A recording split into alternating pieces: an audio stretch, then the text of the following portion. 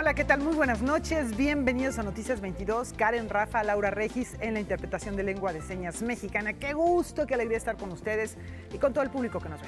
Así es, mi querida Laura, mi querida Karen, amigos del auditorio, un programa donde estaremos compartiendo a lo largo de esta hora lo más destacado en materia cultural de México y el mundo, con una propuesta que nos lleva en primera instancia a la Perla Tapatía. Así es. ¿Qué tal, amigos de Noticias 22? Pues siguen las actividades en el Festival Internacional de Cine de Guadalajara y hoy nos tienen preparadas todos los detalles sobre una película que habla de dos migrantes haitianos, sobre una película que se está grabando precisamente en Guadalajara y más adelante les vamos a decir qué ocurrió al respecto de este festival en los últimos días. Y también nos vamos a dar una vuelta por Europa. Efectivamente, nos vamos a enlazar a Deutsche Welle. Ahí nuestra compañera Juliana González nos va a platicar acerca de las bibliotecas en Europa. ¿Qué está pasando con estos espacios en la era digital, con la posibilidad de consultar documentación a través de internet? ¿En qué se están transformando? Ya van a ver qué sorpresa. Y ya que hablas de libros y de era digital, ¿qué hay de los derechos de autor con estas nuevas tecnologías? Claro. También lo reflexionaremos esta noche aquí en Noticias 22, así que comenzamos.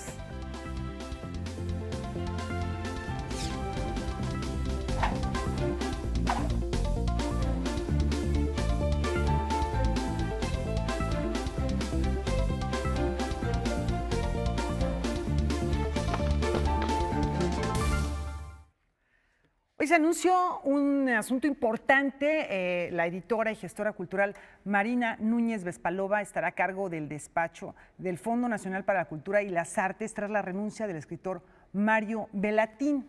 A propósito de esto, lo sucedido en los últimos días, recordemos cuál ha sido el camino de esta institución responsable, Karen, de fomentar la creación artística. Así es, en 30 años de historia, esto es lo que ha ocurrido. Emilio Carballido, Ludwig Margules, Francisco Toledo, Gabriel García Márquez, Carlos Fuentes, Gabriel Orozco y Jorge Volpi son solo algunos de los creadores que han sido apoyados por el FONCA. La institución llega a su 30º aniversario en 2019. Fue en 1975 cuando un grupo de intelectuales publicó una petición al gobierno para establecer un fondo para las artes. Sería en el sexenio del presidente Carlos Salinas de Gortari cuando se crea en 1988 el Consejo Nacional para la Cultura y las Artes y, consecuentemente, el 2 de marzo de 1989, el Fondo Nacional para la Cultura y las Artes, cuyo primer director fue Héctor Vasconcelos. El objetivo del Fondo Nacional para la Cultura y las Artes, FONCA, era impulsar la creatividad artística mediante el otorgamiento de distinciones y estímulos económicos para que los beneficiarios se dedicaran exclusivamente a la creación de obras. Muchos han sido los programas apoyados por el FONCA y dirigidos a muy diversas manifestaciones artísticas. Algunos de sus programas son el Sistema Nacional de Creadores de Arte, Fomento a Proyectos y Coinversiones Culturales, Jóvenes Creadores, México Encuentro de las Artes Escénicas, Premio Nacional de Artes y Literatura, Apoyo a Grupos Artísticos y Profesionales de Artes Escénicas México en Escena, Becas para Estudio en el Extranjero, Apoyo a la Traducción, Apoyos Especiales, Centro de Experimentación y Producción de Música Contemporánea, Compañía Nacional de Teatro, Estudios de la Ópera de Bellas Artes y Ciudades Mexicanas del Patrimonio Mundial. Por otro lado, ha reconocido en estas 3 décadas el trabajo de creadores consolidados a través de los estímulos Creador Emérito, cuya distinción y estímulo económico es vitalicio, Creador Artístico, el cual tiene una duración de hasta 3 años, y el de Creador Artístico Honorífico, el cual se otorga a los creadores fallecidos. Algunos de los directores que han encabezado el FONCA son Moisés Rosas, Juan Meliá, Irma Caire Obregón, María Cristina García Cepeda y Mario Espinosa. Bueno, y ahora esta noticia que Marina Núñez Vespalova, quien estuviera al frente de publicaciones del otrora Conaculta, hoy Secretaría de Cultura, es quien estará encargada del despacho. Ya la estamos buscando, por supuesto, para que nos platique cuál va a ser el futuro del FONCA. Pero eso también se da, Laura, Karen, en medio de una polémica que surgió hace un par de días. En la Biblioteca México, precisamente, donde se llevó a cabo el foro de consulta para la comunidad artística sobre el futuro del FONCA, ¿no? Ahí hablaron diferentes representantes de los gremios culturales y manifestaron cuál era su posición al respecto de este programa y cuáles eran las necesidades que los artistas requieren actualmente.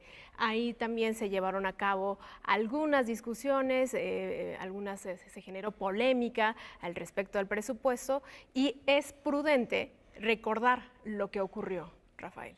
Este es el testimonio, rescatamos esto de la nota que se cubrió hace unos días, es Edgar San Juan, él es subsecretario de Desarrollo Cultural y es lo que expresaba a propósito, así también como Roberto Frías. Es momento de que repensemos el FONCA y lo llevemos todavía más lejos. Es momento de actualizar y mejorar nuestros procedimientos de selección para poder hacer frente a los nuevos retos y necesidades de la comunidad artística de una manera más democrática e incluyente. Durante 30 años el FONCA ha concentrado sus apoyos en la Ciudad de México y en capitales de los estados. Esta centralización evidencia una forma unívoca de entender la cultura.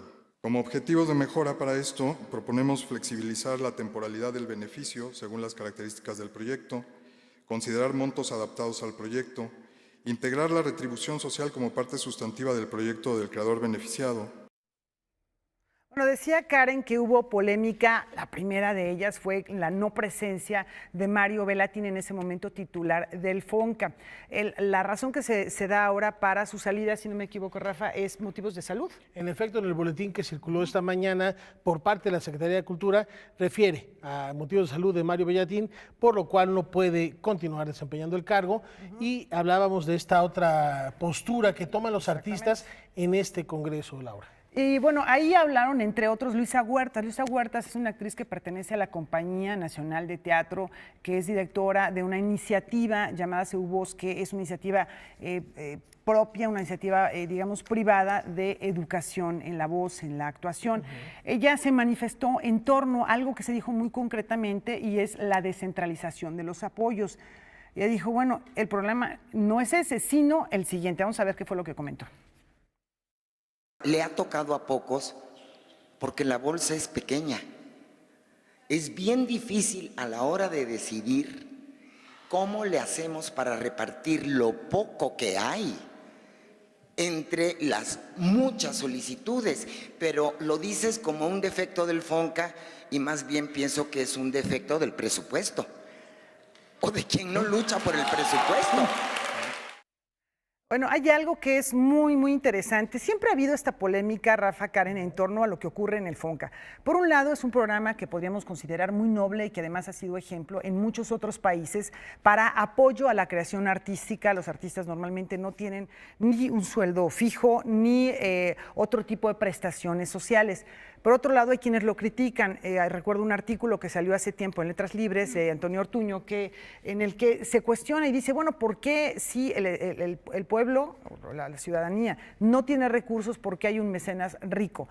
Y esa es otra postura muy distinta en la que se cuestiona si esto no compromete a los creadores que reciben estos apoyos a tener pues cierta condescendencia con el gobierno en turno, cosa que se ha demostrado muchos creadores que han recibido premios que critican en su cara al gobierno y al sistema, ¿no? Y a quienes les entregan los recursos, porque al final de cuentas no es dinero de los gobernantes, sino del pueblo. En fin, yo creo que es buen momento para replantear esto y hay proyectos que vale la pena y que sin esos apoyos no podrían subsistir. Si hablamos, por ejemplo, de la complejidad que implica el FONCA en la estructura misma, se necesita comprender el universo que abarca, ¿no? A partir de estas diferentes disciplinas que apoya, estas cuestiones también de teatro, de danza, de arte circense, de ópera incluso, no se centra el FONCA solo en jóvenes creadores, hay más allá de jóvenes creadores y que, bueno, recordemos también que cuando se creó, impulsó una dinámica de economía diferente en la que el Estado la comunidad artística y la empresa privada podrían sumar esfuerzos para impulsar el desarrollo cultural de México. Entonces, también habría que poner atención en esta cuestión histórica del FONCA. Da la relevancia de a 30 años de su creación, poner la mirada en el mismo y saber, por supuesto, cuál va a ser su derrotero, su destino, su futuro, porque también está circulando una carta de la comunidad artística y nosotros en este ejercicio periodístico, en este afán por encontrar la verdad, por supuesto también estaremos rescatando las voces de los protagonistas y conociendo todas las versiones para dejarlos a ustedes bien informados, porque también nosotros somos ciudadanos y estamos comprometidos con el arte y con la cultura. Efectivamente, porque bueno, están estos proyectos, están también los creadores eméritos, que se dice, bueno, pues si son gente consagrada, confirmada, ellos tienen recursos, la mayoría de ellos ya tienen una trayectoria, ¿por qué necesitan? Bueno, también es un reconocimiento y no necesariamente todos ellos tienen recursos, aunque sean consagrados como escritores, como artistas en diferentes ramas o artesanos, no necesariamente tienen los recursos. En fin, que yo creo que es una discusión que hay que hacer y qué bueno que se abra, que se platique. Vamos a esperar si Marina Núñez Vespalova es confirmada, por lo pronto es el nombramiento como encargada de despacho.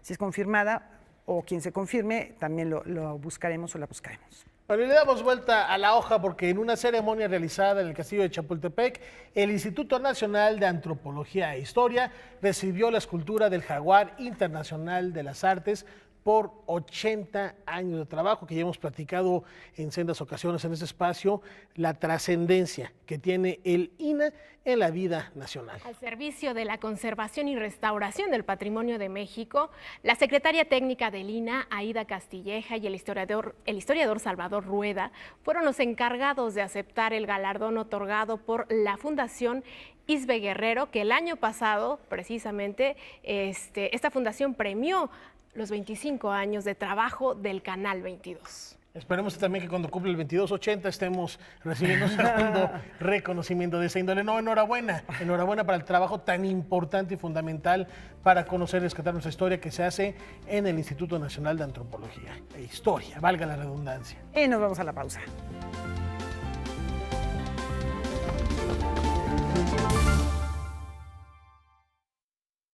Continuamos con esta celebración del año consagrado a las lenguas originarias y tenemos una propuesta muy atractiva, Karen.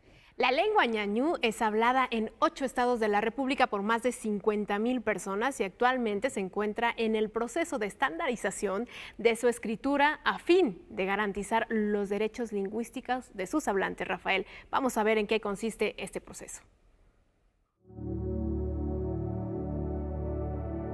Fueron representantes del Estado de México, Querétaro, Guanajuato, Michoacán, Tlaxcala, Veracruz, Puebla e Hidalgo, los que se reunieron en 10 ocasiones en torno al Congreso para la Institucionalización de la Lengua ñañú, impulsado por el Instituto Nacional de Lenguas Indígenas. Uno de los resultados de su labor es el libro Norma Ortográfica de la Lengua ñañú, presentado en Ixmiquilpan, Hidalgo, en el marco del Día Internacional de la Lengua Materna. Son 8 estados de la República Mexicana donde existen variantes de esta lengua y nos hemos reunido, el INALI nos reúne para poder llegar a conformar esta norma de escritura que se pretende así que estandarizar la escritura. Toda agente que pretende escribir debe de basarse en esta norma porque está consensuado. Esta norma de escritura de la lengua ñañú sienta un precedente en la política lingüística nacional, que no solo da unidad a una de las 68 lenguas indígenas que se hablan en México, sino que allana el camino para el reconocimiento cultural y social de sus hablantes. Como indígenas tenemos el derecho a escribir, a hablar nuestra lengua. Entonces, considero que es muy importante, ojalá que con estos trabajos que se hicieron en este congreso, pues sí se llegue realmente al objetivo, que es que se involucre los gobiernos, tanto nacional como estatal, y que se pueda difundir en los diferentes niveles de educación. Andrés Flores Cruz fue profesor. Ha trabajado en el Ayuntamiento de Ixmiquilpan. Es originario de San Andrés Orizabita, también en el estado de Hidalgo. Su lengua materna es el ñañú, mejor conocido como otomí. Ha participado en el Congreso para la normalización ortográfica de su lengua. Hubo un tiempo en el cual hasta el mismo hablante de ñañú pues se sentía marginado, se sentía pues ahora sí humillado, ¿no? Porque hasta los abuelos, los padres se sentían, pues, tenían pena de hablarlo, porque le prohibían. Incluso nosotros los alumnos que fuimos por ahí por los años 70, el mismo maestro nos decía que no debíamos de hablar nuestra lengua en el salón de clases. Ahora ya lo podemos escuchar abiertamente en los discursos de algunos compañeros que han estado en cierto nivel de la política. También los diputados, presidentes, y pues como que ya se le está dando un poco más de importancia y ya las nuevas generaciones no sienten a lo mejor esa pena, vergüenza de hablarlo. Con esta normalización ortográfica del ñañú u otomí, el Instituto Nacional de Lenguas Indígenas pretende iniciar un proceso similar en otras de las muchas lenguas que forman parte del paisaje multicultural de México. Noticias 22, Víctor Gaspar. Bueno, este proceso es muy interesante porque es un proceso que inició también la lengua maya para crear una construcción gramatical y conservar así la escritura de la lengua maya. Entonces ahora hablamos del ñañú, que ya escuchábamos y sabemos que la hablan más de 50,000 habitantes en el país y que es fundamental continuar con estos proyectos para conservar estas lenguas originarias que año con año van desapareciendo, Rafael. Fundamental reforzarlos, difundirlos y además darle seguimiento a todas las actividades que va a haber este año. Ya lo comentábamos en el mes de mayo, junto con el apoyo de la UNESCO y el Pen Club, también se va a celebrar una reunión y se está convocando a escritores de lenguas originarias, de manera particular, ya referías al maya, para que se reúnan en San Cristóbal de las Casas y pongan en marcha todos estos proyectos para rescatar, preservar y difundir la riqueza lingüística de México. Y que estaremos pendientes, le daremos seguimiento a todas estas reuniones que se tendrán. Pero vamos a hablar de más información, Laura. Libros. Bueno, tiene que ver mucho con lo que están comentando en este momento, Karen, Rafa, porque bueno, el hecho de estandarizar una lengua significa que bueno, estará ahí muy claro cómo se habla, pero no solamente eso, sino cómo se escribe.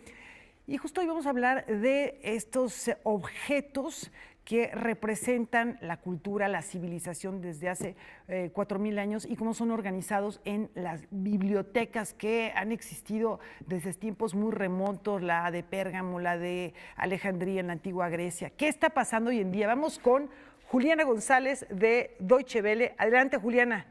Gracias por estar con nosotros. Platícanos qué es lo que está ocurriendo hoy en día, cuál es el presente y el futuro de las bibliotecas en Europa. Buenas noches, ¿qué tal amigos de Canal 22? Es un gusto saludarlos. En Europa las bibliotecas públicas no solo enriquecen la escena cultural, sino que desde el punto de vista del desarrollo social son un vehículo clave para transmitir conocimiento. Cualquier usuario, sin importar su clase, su raza, género o religión, tiene acceso democrático e ilimitado a los libros. Estos sitios han sido históricamente la puerta a la educación libre y continua. Y mientras más alto el nivel educativo de una sociedad, mejor fundamentadas estarán sus acciones ciudadanas. Efectivamente. Sin embargo, Juliana, con el auge de las nuevas tecnologías, muchas personas se han alejado de las bibliotecas físicamente, de consultar libros y están acudiendo a Internet, a otras manifestaciones para informarse, para obtener comunicación. En la práctica aparecen en el escenario nuevas iniciativas para atraer a los usuarios a las bibliotecas, donde prohibiciones como no hablar en voz alta o no consumir alimentos o no usar el móvil desaparecen de las reglas de comportamiento. Tenemos como ejemplos las bibliotecas en Tilburg en los Países Bajos, en Stuttgart en Alemania o en Bilbao en España. Son espacios nuevos e interactivos y se trata de edificaciones abiertas, con largos horarios extendidos que combinan espacios para la lectura análoga y digital, pero también incluyen elementos antes impensables como una cafetería dentro de las salas de lectura, salas de música o sofás para fomentar las conversaciones. Una de las premisas es que la experiencia crea conocimiento y es por eso que también acompañan su colección de libros con programas culturales que incluyen lecturas, conciertos o incluso salones para celebrar fiestas infantiles. Bueno, suena muy bien y se ve muy bien por lo que nos presentas, Juliana. O sea que en el presente y en el futuro las bibliotecas van a dejar de ser espacios silenciosos, ceremoniosos, solemnes, que solamente se dedican a guardar libros, a almacenarlos, Bueno, es una tendencia que va en aumento y es que pensemos que hay plataformas digitales que por una tarifa plana mensual ofrecen el préstamo de libros digitales. Es por eso que las bibliotecas públicas físicas buscan involucrar a sus comunidades. Su aspiración es convertirse en un sitio tan importante como el hogar o el lugar de trabajo de un individuo. Así que los diseñadores y arquitectos de estas bibliotecas del futuro se basan en las necesidades actuales de los usuarios. Y las dos principales son crear el empoderamiento en el conocimiento de las comunidades, pero sobre todo proporcionar espacios de encuentro y aprendizaje análogo con un alto grado de interacción. Con esta información me despido desde el canal DW Deutsche Welle. Soy Juliana González y volvemos la próxima semana con más temas culturales europeos. Juliana, muchas gracias. Qué atractivo se ve esto. La verdad es que es un espacio que dan ganas de visitar, Rafa, Karen, no sé cómo lo vean, pero bueno, de aquello que nos regañaban por hacer el mínimo ruidito de ir a la biblioteca, ahora pues un espacio de recreación, no solamente de conocimiento, sino de pasarla muy bien con cafetería, interconectadas además. Es una propuesta fascinante, Laura, y además me gusta la reflexión que hacías, hablabas de la Biblioteca de Alejandría. Remontémonos al siglo III, cuando Alejandro Magno la funda después de haber liberado Egipto de la ocupación persa, para compartir. La única intención era compartir el conocimiento con todo el mundo. Por supuesto que ya la UNESCO en 2002 rescata esta Biblioteca de Alejandría y se vuelven espacios, primero lo decías, consagrados y que parecía como entrar a un museo. No, debe ser un espacio de interacción, un espacio donde el conocimiento se abrace y se asimile de una manera lúdica, de una manera natural. Que además se tiene que ir transformando porque, bueno, pues el contexto actual que nos habla de tecnología, que nos habla de que todo el tiempo estamos interactuando a través de estos aparatos digitales, bueno, pues también se necesita que estos espacios, que son al mismo tiempo unos universos de conocimiento, se adapten a las generaciones actuales, ¿no? Que son un poco más activas, más dinámicas, más interactivas en este sentido. Pero el libro será el libro siempre y en todo lugar. Ese romanticismo de abrir, de tocar, de ver las pastas, las cuartas de forros, de oler un libro, no se equipara con absolutamente nada. Y a propósito de literatura y era digital, hay otro tema que nos preocupa y que ha preocupado mucho, sobre todo a la hora de hacer esas transcripciones o traducciones electrónicas, Karen. Se trata del derecho de autor y en el Museo Nacional de Antropología se reflexionó durante esta jornada sobre los desafíos que los autores enfrentan frente a la era digital. ¿Cómo garantizar el respeto a los derechos de autor en un mundo digital y globalizado? ¿Qué necesidades institucionales, legales y culturales existen para fomentar la protección de estos derechos? Estas son algunas de las interrogantes que se abordaron en el seminario Mercado Digital, los derechos de autor y las sociedades de gestión colectiva, realizado en el Museo Nacional de Antropología. Con lo que nos encontramos es legislaciones hechas para un mundo analógico y delimitado geográficamente, con una realidad digital en donde ya ni siquiera son copias, podríamos hablar de clones de los textos y de las obras literarias, y donde ya los límites o las fronteras son distintos. Yo te hablaría de fronteras como son las plataformas de comercialización, los buscadores en Internet y el idioma. El seminario fue organizado por el Centro Mexicano de Protección y Fomento de los Derechos de Autor, institución que a su vez es una sociedad de gestión colectiva y un instrumento de protección para los autores. Las sociedades de gestión colectiva, su naturaleza es que son entidades conformadas por los titulares de derechos. Entonces, en el caso de SEMPRO, por ejemplo, está conformado por autores de obra literaria y por editores de obra literaria. Lo conforman estos titulares de derechos y lo que hace la sociedad de gestión colectiva es ser un intermediario para poder representarlos en este mundo atomizado de utilizaciones y recaudar las regalías que les corresponden y hacer un reparto para todos los titulares de derechos. No obstante, especialistas también señalan la necesidad de desarrollar una cultura en la que la protección de los derechos de autor esté consciente y presente entre los consumidores finales, los lectores, y en todo aquel que acceda a un producto literario de manera digital. Yo siempre pensé que con el acceso digital las obras iban a llegar más fácilmente, pero si no hacemos lectores más baratos, que lleguen a toda la población y los precios mucho más accesibles, nunca vamos a conseguir evadir la piratería. Y tenemos que ver el ejemplo de la música, como muchísima gente dejó de piratear porque por $1 compró la música. El reto precisamente está en la concientización y la educación. La educación para que los niños ya se encuentren familiarizados con el concepto del derecho de autor, porque puede ser difícil en un primer encuentro pensar en que alguien es propietario de algo que no es tangible, de algo que probablemente no podemos ver de primera instancia. Noticias 22, Víctor Gaspar.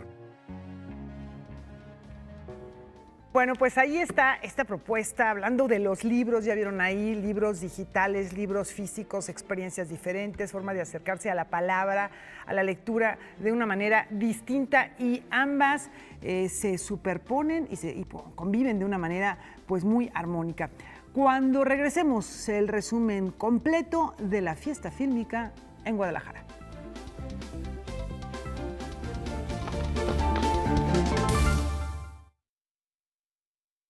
Ya es momento de hacer nuestro viaje a la Perla Tapatía. El equipo de Noticias 22, muy al pendiente de lo que sucede en el encuentro cinematográfico que se realiza en Guadalajara. Vamos a verlo.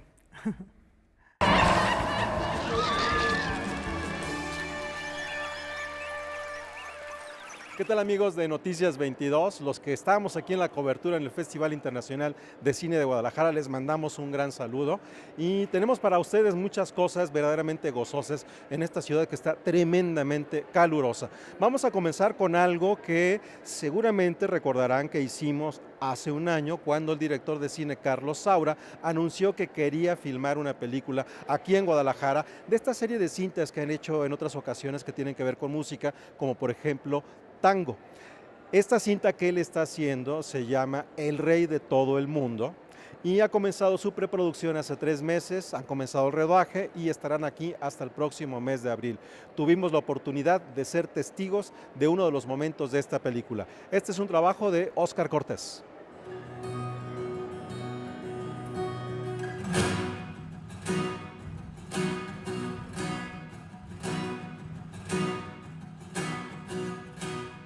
Esta coreografía forma parte de la secuencia final de la película El Rey de Todo el Mundo, dirigida por Carlos Saura, que desde hace una semana se filma en el Auditorio 3 del Conjunto de Artes Escénicas de Guadalajara.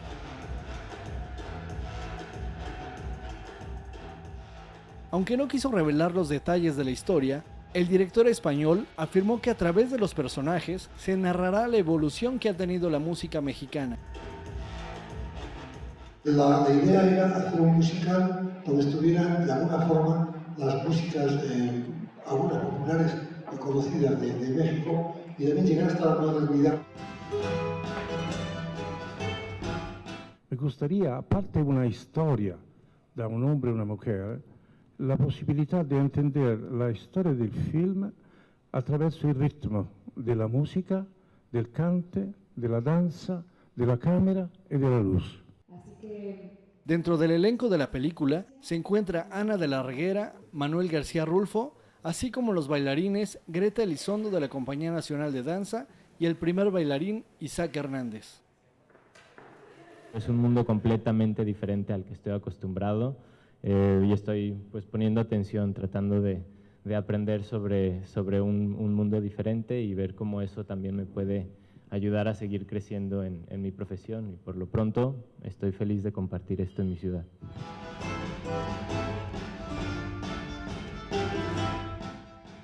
El 90% de la filmación se desarrollará en el foro y la música estará a cargo de Alfonso Aguilar y Carlos Rivera.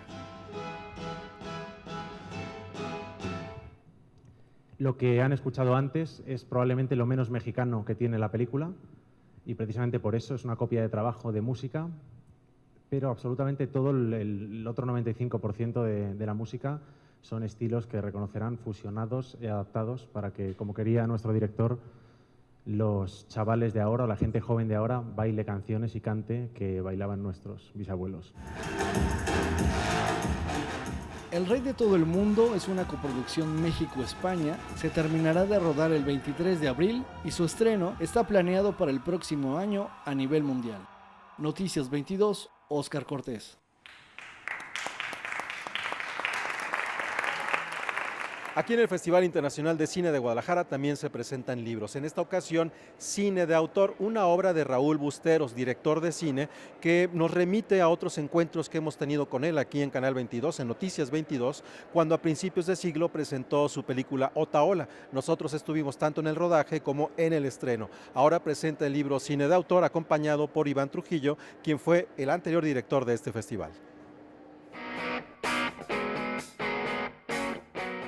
Si el cine de autor no es una guía para filmar como Godard, entonces, ¿qué es? Creo que hay veces que el decir lo que no es define mucho mejor algo que decir o intentar decir lo que es. Esto que decía Armando de que no es una guía para filmar como Godard, es cierto porque se llama el cine de autor, pero yo buscaba también un poco ese juego, que pareciera serio sin serlo, que soplara así un vientecito de humor debajo de un título serio, ¿no? Es más bien una novela autobiográfica que se burla un poco de la pretensión de ser un autor de cine.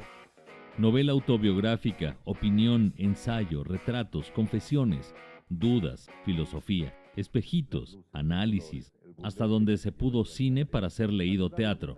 Todo esto y más se encuentra presente en el libro presentado por los cineastas Armando Casas e Iván Trujillo. No me gusta hablar en público. Yo me acuerdo que en las escuelas de cine les empezaron a decir, no se trata de que tú crees algo propio, que tengas un lenguaje original, que te hagas un cineasta de un cierto tipo de cine. Se trata de que hagas una película barata y bien hechecita, ¿no? Entonces esto ayudó mucho a que se separara pues la gente que tenía ganas de hacer cine de esas escuelas de cine, se fueran alejando de todo esto y fuera imperando esta idea, ¿no?, de los bien portados, tal, ¿no? Luego ya pues te diría que el 100% de los mexicanos nos volvimos cineastas, ¿no? O sea, ya que pues, con un celular te lo avientas y ya. Y si además eres de una familia rica, seguramente tu papá y tu mamá se van a involucrar muchísimo contigo porque van a vivir ese cineasta que no fueron.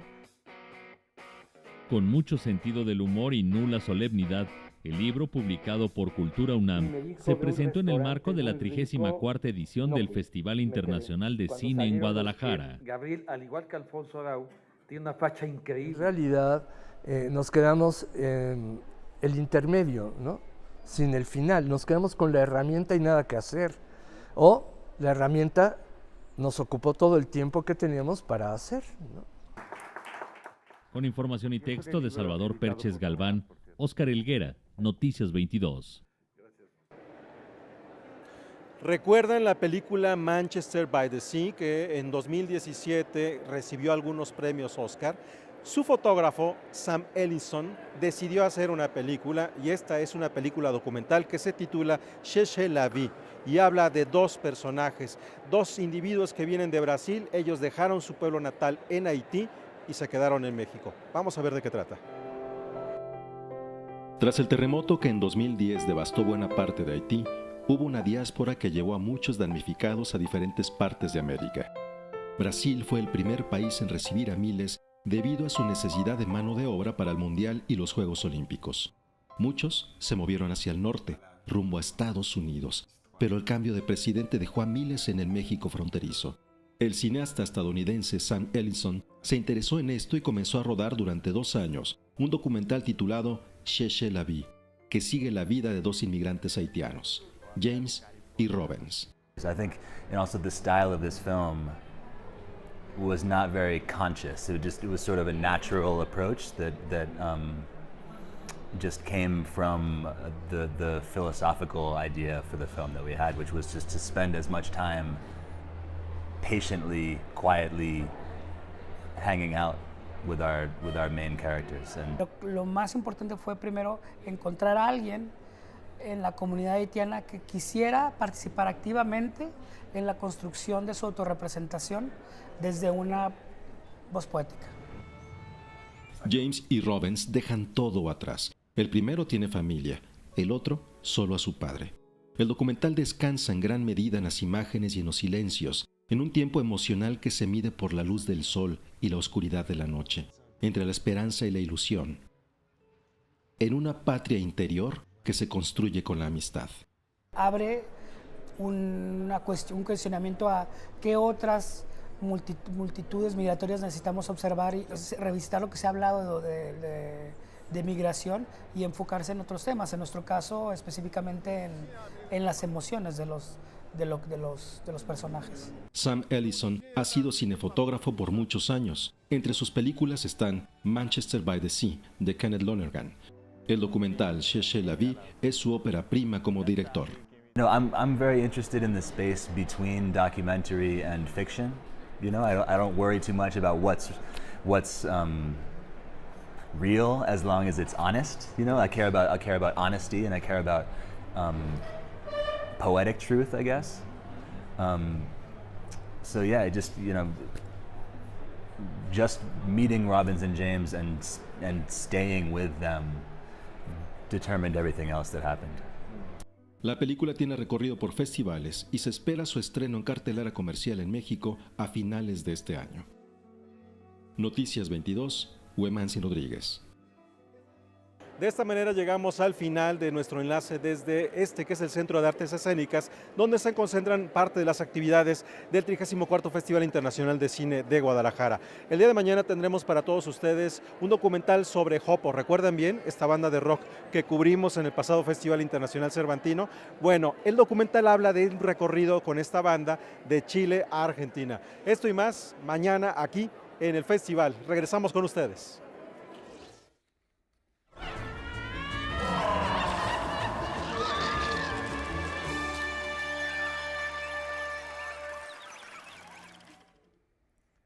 Pues muy completa la propuesta. Gracias, se me ¿cómo superantoja está? Sí. esta película que están filmando allá. Hasta el próximo año será el estreno internacional, pero suena atractivo la evolución de la música mexicana a través de la mirada de un cineasta español en una coproducción México-española. Y un cineasta al que se le da muy bien retratar la música y la danza, como es Carlos Saura, que pues en películas como Flamenco, que tienen pues realmente todo este sentimiento, es capaz de retratarlo. No solamente es ver el movimiento, sino todo el drama que se gesta a partir de la música. Una semana ya lleva de grabación este rodaje en la Perla Tapatía y bueno, estaremos pendientes del año que entra para ver cómo quedó esta cinta. Y nos vamos a cambiar de tema. Vamos a hablar ahora de ciencia, porque con un programa que incluye talleres, juegos, proyecciones, demostraciones y otras actividades, Universum, Museo de las Ciencias de la UNAM, se suma a la celebración de la Semana Internacional del Cerebro, campaña mundial para fomentar la conciencia pública sobre los avances y beneficios de la investigación al respecto de este órgano. Las actividades inician mañana y continuarán hasta el domingo 17 de marzo. En el sitio web universum.unam.mx encontrarán toda la información de esta Semana del Cerebro.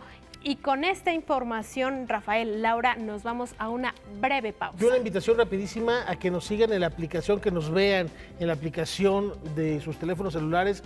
Descárguenla cuanto antes. Estoy recibiendo, de hecho, por Twitter un mensaje que nos están viendo. Juan Manuel, muchas gracias.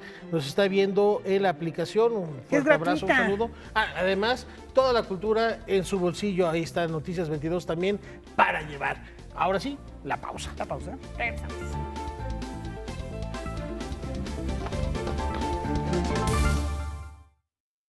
Vamos a los escenarios teatrales. Marianela de Benito Pérez Galdós está de vuelta. Sabes que siempre tuve terror de quedarme ciega, me parece lo peor que te puede pasar. A partir del clásico de Benito Pérez Galdós, Marianela, Pablo Messiés reelabora las desventuras de Nela en Los Ojos, que bajo la dirección de Cristian Magaloni retorna a los escenarios, en este caso, El Granero. Pero, ¿qué tan prudente es retomar este clásico? Hermosa no es, ¿sabes, no? A mí me gusta. No, si a ti te gusta está bien, yo te aviso. Te veo buen mozo y me parece que lo tienes que saber. En estos momentos de actualidad, Es verdad que eres ciego, ¿no? Yo creo que es una historia ya atemporal, ¿no? Es una historia universal. Está basada en Marianela de Benito Pérez Galdós, ¿no? Que ya es una obra literaria clásica, podríamos llamar. Y la historia de amor es tan potente porque es entre una chava que se asume poco agraciada, físicamente fea, ¿no? Y un chavo ciego. Y la relación como se establece desde ahí nos habla también mucho de nuestra concepción sobre nosotros mismos, nuestra vanidad, ¿no? Nuestra fragilidad también identitaria, ¿no? De quiénes somos y cómo somos vistos, ¿no? Entonces creo que ese tema es central en nuestra época llena de vanidad. Ahora se sube otra ciega, una ciega muy gorda. Los ojos pone de manifiesto una realidad en la que los miedos y las frustraciones con las que vivimos, derivados de nuestra condición, nuestro aspecto y nuestro pasado, determinan nuestras decisiones. A los ojos, mi amor, que si no ya sabes. Mamá. La adaptación la hace un dramaturgo maravilloso que es muy famoso en España actualmente, que se llama Pablo Messiés, es un argentino que lleva ya 15 años viviendo en Madrid y es director y dramaturgo, y Los ojos fue su primer gran éxito, ¿no? Fue la primera obra que lo catapultó y lo vale, porque realmente tiene una sensibilidad sobre todo para entender la psique femenina particular. Sara Nieto, Asira Abate, Roberto Beck, Ana Kupfer, Montserrat Monzón, Gonzalo Guzmán y Joana Larecki, los cuales dan muestra de su gran talento al llevar a los espectadores por un abanico de emociones. De verdad se van a pasar muy bien, es muy divertido, aunque no lo parezca, y los va a conmover. Es, como dijo acá nuestro entrevistador, es entrañable, está llena de ternura por todas partes la obra. Así que vengan, estamos en El Granero de jueves a domingo, jueves y viernes a las 8, sábados a las 7 y domingos a las 6. Es un teatro que todo el mundo conoce y tiene precios muy accesibles, así que no hay excusa, tienen que venir. Con información y texto de Salvador Perches Galván, Óscar Helguera, Noticias 22. El espíritu festivo y colorido que caracteriza a los carnavales de la Ciudad de México llega a la Fonoteca Nacional. Con el propósito de revalorar y promover la continuidad de los 59 carnavales que se celebran en la Ciudad de México, la Fonoteca Nacional organiza un ciclo de conferencias y sesiones de escucha con especialistas y representantes de las comparsas que organizan estos festejos, cuya memoria popular en muchos casos se remonta más de un siglo en el pasado. Tenemos, por ejemplo, antecedentes de cartas de Madame Calderón de la Barca que hace referencia sobre la danza de Iztacalco, por ejemplo, o en el caso de Coajimalpa se tiene un documento de que le mandaron al presidente municipal de 1872. Tal es el caso del Carnaval de San Francisco Tlaltenco, cuya comparsa más longeva, la Sociedad Benito Juárez, cumplirá su centenario el próximo año. Los días principales, o que le llamamos carnaval de gala del pueblo, van a ser los días 23, 24 y 25, en donde los hombres salimos con ese tipo de vestimenta, que es un traje de charro completamente artesanal, bordado en hilo de oro. De acuerdo con Gema Jiménez de la Asociación de Cronistas de la Ciudad de México, la lógica organizativa de los carnavales capitalinos es preeminentemente urbana. Que a diferencia de otros carnavales, no solamente en nuestro país, sino en el mundo, tienen que ver con un calendario religioso. En el caso de la Ciudad de México no es así, tienen que ver con un movimiento de hartazgo, ¿no? de lo que vivían en ese entonces, y sí abrazar. De hecho, la mayoría de ellos tienen en común que tienen un horcado, un quemado, queman porque están quemando el viejo orden para instaurar un nuevo orden donde ellos se sientan más incluidos. No obstante, en tanto carnavales, estas expresiones populares siguen las pautas características de toda celebración: música, bailes, vestimentas tradicionales, colorido y un sentido burlesco. Esto se llega a convertir en una pasión, en algo que haces realmente por el hecho de escuchar la música y sentir esa vibra por todo el cuerpo cuando escuchas el primer tamborazo, el primer trompetazo. Es algo inexplicable. Las adversidades que puedan existir, tanto económicas, tanto de inseguridad, todo, el hecho de salir a una fiesta y estar todos unidos por un mismo fin, que es en este caso el carnaval, hace que nos siga manteniendo como un pueblo. El ciclo de conferencias consta de 9 sesiones mensuales que se llevarán a cabo en la sala Murray Schaffer de la Fonoteca Nacional a las 19 horas. La primera de ellas sucederá este martes 19 de marzo. Para Noticias 22 es Arache Meléndez.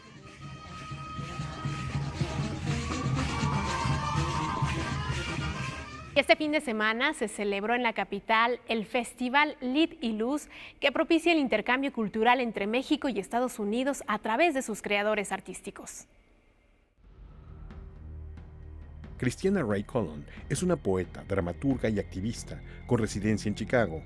Ella participó en una charla en el Festival Lit and Luz para hablar de su particular visión de arte y su potencial como agente de cambio social. How did it start? I mean, how did you first get involved in art? I mean, it comes from family, right? Yes, my parents met in a writing class at Columbia College in Chicago, where I am now an instructor. I'm teaching an Afrofuturist playwriting course there. But my writing has always been political, and really I believe that artists are the vanguard of social change. It is really the artist's job to present to society the possibilities for a new future. You can't possibly build a more liberated future if you can't first imagine it. Also heading two important movements, collectives. Let Us Breathe, which has to do with Ferguson and racial issues in the US. Yes. How did it start? What is this collective for? So it started in 2014 after the death of Mike Brown, the officer in Ferguson shot and killed Mike Brown, and I got together with a group of poets, playwrights, photographers, and journalists. We wanted to raise money to support the protesters in Ferguson. I asked some organizers in Ferguson what I could do to help, because I didn't want to just show up without being responsible to the community there. And the answer that I got was, we need gas masks. Which is a horrifying answer to get. But I said, okay, I'll figure out how to raise money to bring some wholesale gas masks to Ferguson. And so we launched a crowdfunding campaign with the hashtag Let Us Breathe. And it was, of course, in reference to the protesters being tear gassed by the Ferguson police. It was also in reference to the death of Eric Garner and his last words, "I can't breathe." And then it was also in reference to a song that my brother and I had been writing that summer that was called Let Me Breathe. And curated poetry events and theater events around their story. And then we would lead the audience into the street for a protest. So the idea is to use theater as a portal, use the arts as a portal to activate folks who ordinarily wouldn't be engaged in social activism, and then to bring people who ordinarily are excluded from theater and cultural institutions into those spaces to see their stories on stage. What is your vision of social change? What are the main challenges that you are aware of? So I'm an abolitionist, which means that I am working towards a vision of a world without prisons and police. I think prison and policing in America is an extension of slavery. And, you know, the answer is always going to come back to capitalism and other institutional oppression. So how do we move beyond the need for money and the exchange of labor for money? How do we move beyond the need for borders? And so these are very idealistic, horizon-based goals, but we're working on developing the small interventions, the small relationships that will avalanche into those larger social changes.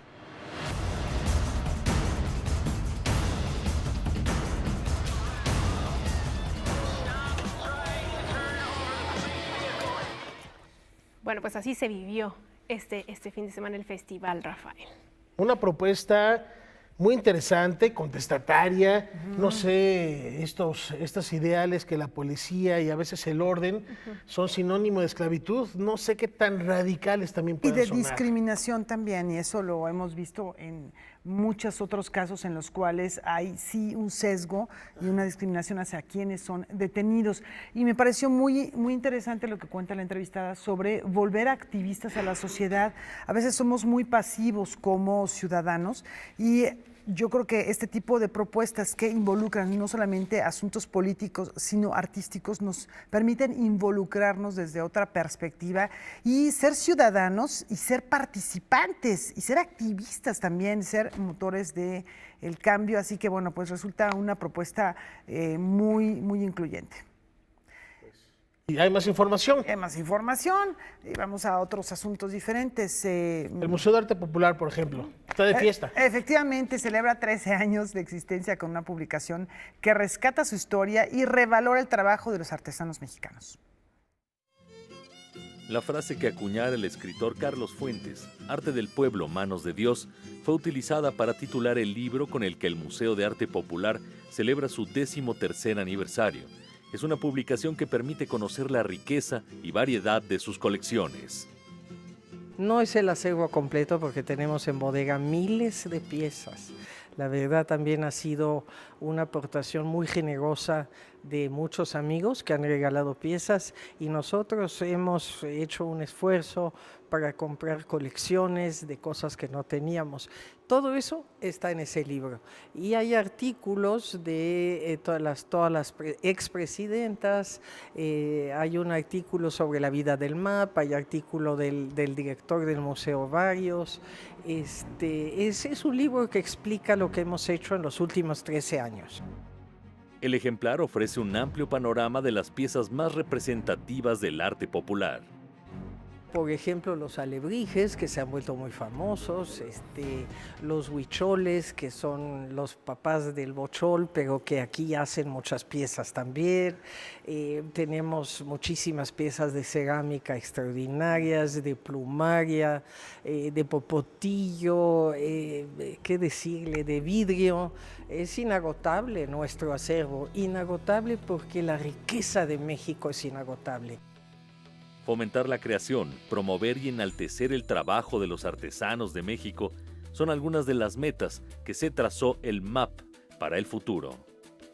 Son cosas que han aprendido en casa y que estamos abogando para que lo sigan aprendiendo los jóvenes y que esto jamás se desaparezca. Esto es una parte tan importante de México que realmente para nosotros nuestra tarea del futuro es que siga viento en popa eso. Con información y texto de Óscar Cortés, Óscar Helguera, Noticias 22. Ay, qué imágenes. Bueno, pues forman parte de nuestra tradición, de nuestra historia, de nuestro presente.